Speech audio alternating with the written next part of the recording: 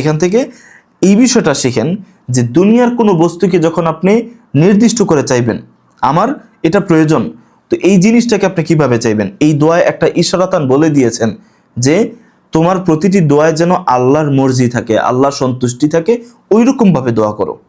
যেমন আপনি বিশেষ করে আমার কাছে যে প্রশ্নটা সব থেকে বেশি আসে যে হুজুর আমি অমুক মেয়েটাকে পছন্দ করি বা অমুককে আমি স্ত্রী হিসেবে গ্রহণ করতে চাই, তো আমি আল্লাহর কাছে কিভাবে দোয়া করব?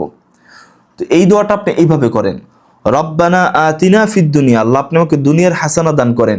ঠিক ওখানেও এই একটা মার্জা রাখেন, কেমন?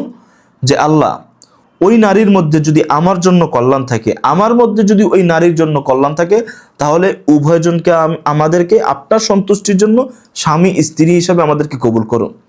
আর যদি তার মধ্যে এবং আমার মধ্যে উভয়ের জন্য যদি কল্যাণ নিহিত না রেখে থাকেন, না থেকে থাকে, তাহলে তাকে আমার থেকে দূরে সরাই দেন। তার কাছে যার জন্য কল্যাণ নিহিত রেখেছেন তাকে তার জন্য কবুল করে নেন। আমার জন্য আপনি যার কাছে আমার জন্য কল্যাণ নিহিত রেখেছেন তাকে আমার করে দেন। এইভাবে আল্লাহর কাছে দোয়া করেন, তো এই আয়াতের মতো হয়ে যাবে, রব্বানা আতিনা ফিদ দুনিয়া হাসানা ওয়া ফিল আখিরাতি হাসানা। অর্থাৎ আল্লাহর সন্তুষ্টির উপরে, কারণ আমি জানি না